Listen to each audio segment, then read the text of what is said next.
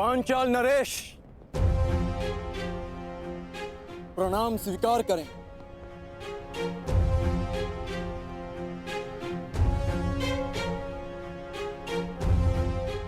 आश्चर्यचकित मत होइए पांचाल नरेश। किसी समय आप मेरे गुरु के गुरु बंधु रहे हैं। किसी समय मेरे गुरु ने आपको मित्रता का पात्र समझा है, इसलिए आप मेरे सम्मान के पात्र सदैव रहेंगे। अब भी और पराजित होने के पश्चात भी। द्रोण के तुनीर में 5 बाण शेष थे, आया केवल एक। हाँ, क्योंकि हम 5 भिन्न नहीं, एक हैं, एक मुट्ठी जिसकी प्रत्येक उंगली में समान शक्ति है। उन 5 में से कौन सी उंगली पांचाल नरेश द्रुपद की ओर उठी है? मध्यमा। यदि हमारे ज्येष्ठ भ्राता युधिष्ठिर आपको अपराजित कर देते तो आप उल्हाना देते कि आपके साथ अनीति हुई है, और यदि सबसे कनिष्ठ सहदेव आपको पराजित कर देता तो हमारे गुरु के गुरु बंधु का घोर अपमान हो जाता। इसलिए हम 5 में से मध्य क्रम का पुत्र आपको युद्ध की चुनौती देता है।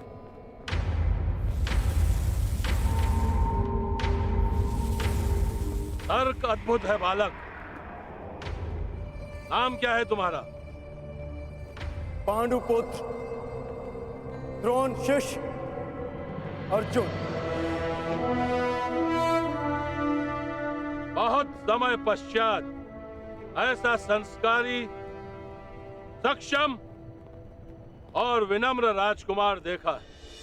मेरे संस्कारों का परिचय तो मेरे प्रणाम ने दे दिया, मेरे कौशल का परिचय मेरे बाण देंगे। युद्ध आरंभ करो अर्जुन।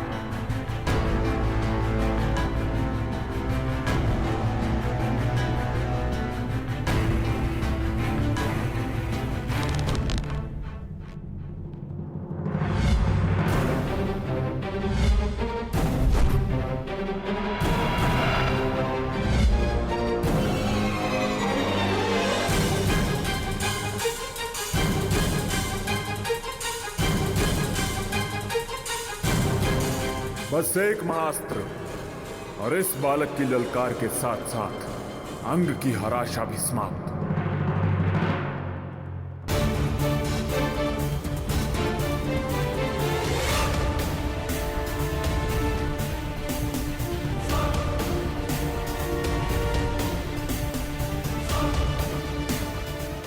मुझे मगध नरेश को दिव्यास्त्र संधान का अवसर नहीं देना है।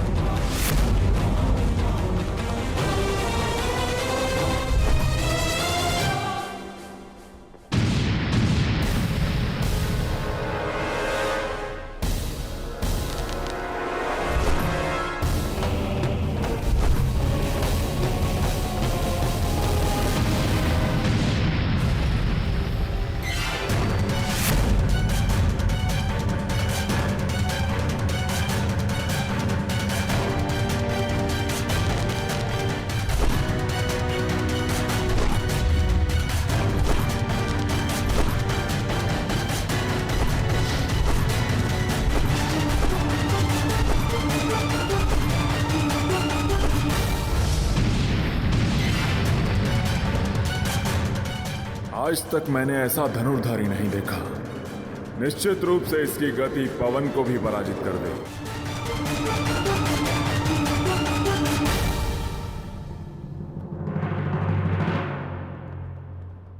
धन्यवाद महामहिम, आप कर्ण के साथ हैं। मैं केवल धर्म के साथ हूं। स्पष्ट रूप से कहूं तो हस्तिनापुर के साथ हूं। यही तो आश्चर्य है महामहिम कि ये धर्म केवल हस्तिनापुर के विशाल महलों तक क्यों रहता है। ये धर्म कभी चलकर हम सूतों की कुटिया तक क्यों नहीं आता।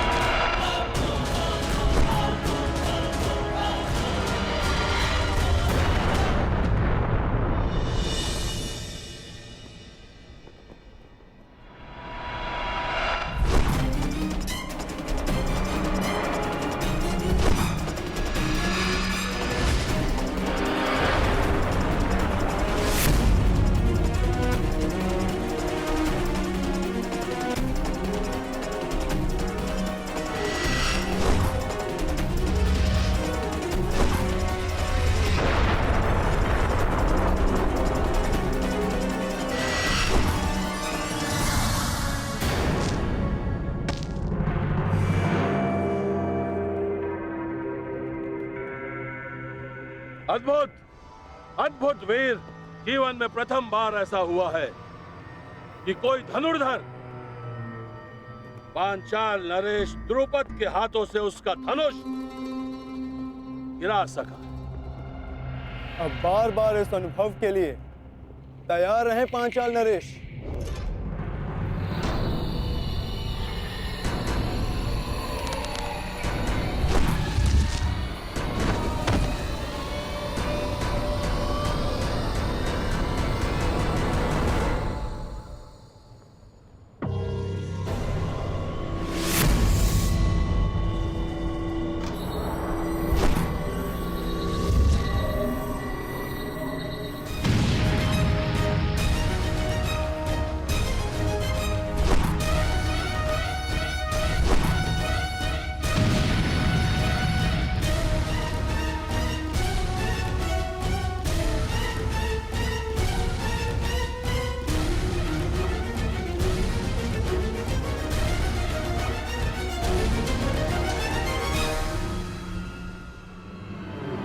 देखो देखो, ये सच्चे अर्थों में हमारा राजा है। हमारे लिए, प्रजा के लिए, अंग देश के लिए जरासंध से युद्ध कर रहा है। देखो, इन्हें इस प्रकार बाहर नहीं आना चाहिए। जरासंध इनका प्रयोग करेगा। अब अवसर आ गया है कर्ण, जिनके लिए तुम मुझे पराजित करना चाहते हो। अब यही लोग तुम्हारी पराजय का कारण बनेंगे।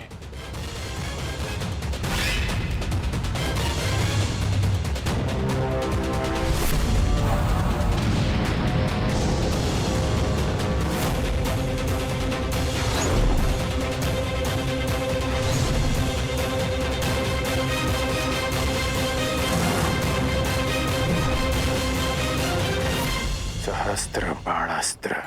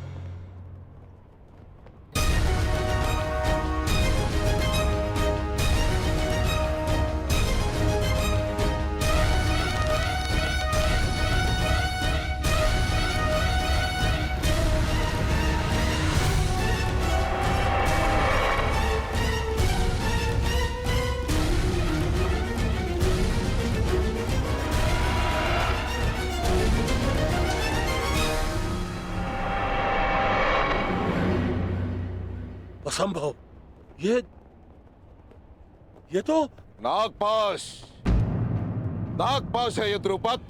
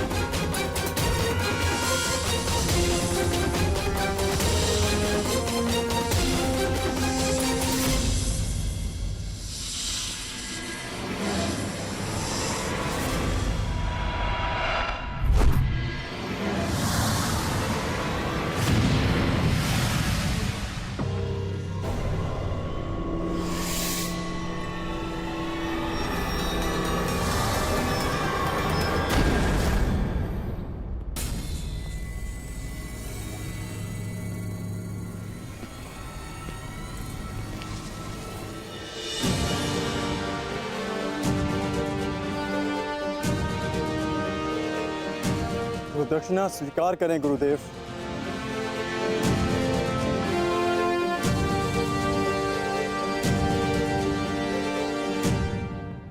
अश्वत्थामा को संदेश भिजवाया जाए। शीघ्र अतिशीघ्र उसका राज अभिषेक होगा, वो भी इस स्थान पर।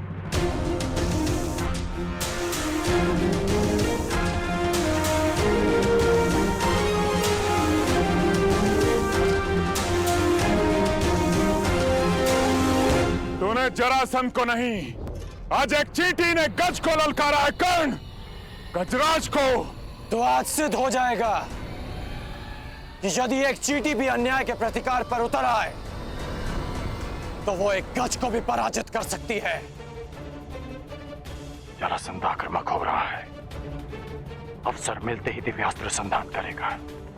कर्ण, अपनी पूरी शक्ति लगा दो। एक बार जरासंध के क्रोध का ज्वर उठा तो उसका सामना नहीं कर पाओगे तुम। बहुत हुआ अंगराज, बहुत देख लिया बच्चे का खेल। अब तुम्हारा खेल मैं समाप्त कर दूंगा।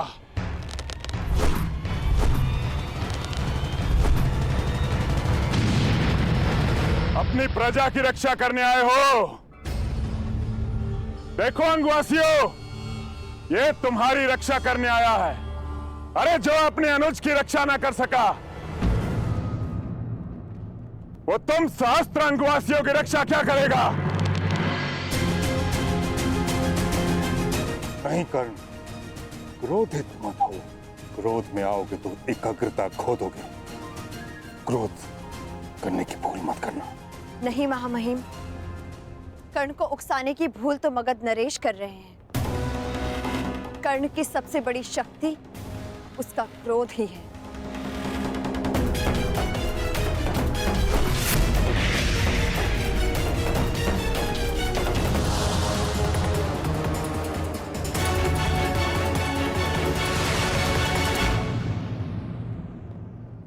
क्रोध, अशांति, पीड़ा ध्यान केंद्र में सबसे बड़ी बाधा है।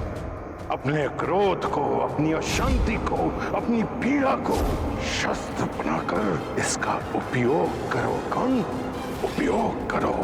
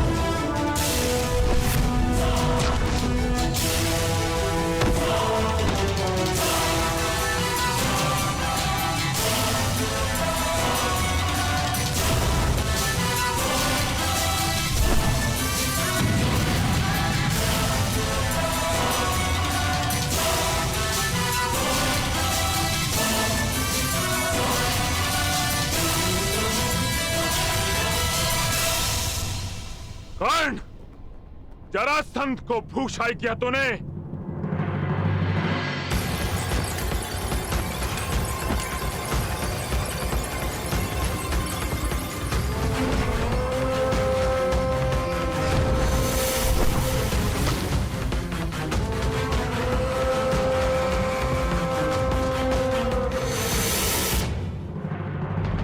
बस इतना ही बल है तुम्हारे बाणों में कर्ण।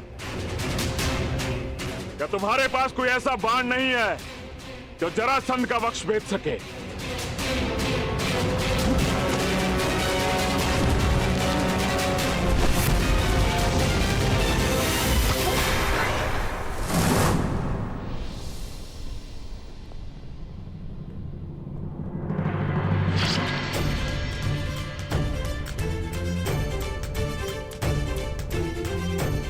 परिचय मिल गया मगध नरेश, उस बाण का जो तुम्हारी छाती भेद सकता है,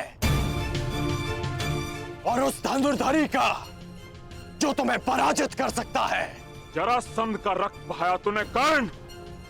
अभी संग प्रदेश की प्यास तुम्हारे रक्त से बुझेगी।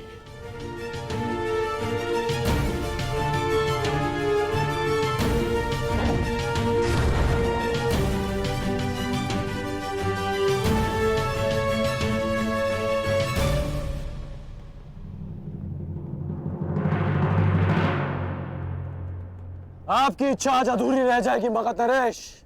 सूर्यास्त हुआ, इसलिए नियम अनुसार आज का युद्ध यहीं संपन्न होता है। घायल सिंह किसी नियम को नहीं मानता कर्ण। अब यह युद्ध तब तक संपन्न नहीं होगा जब तक हम दोनों में से कोई एक जीवित है।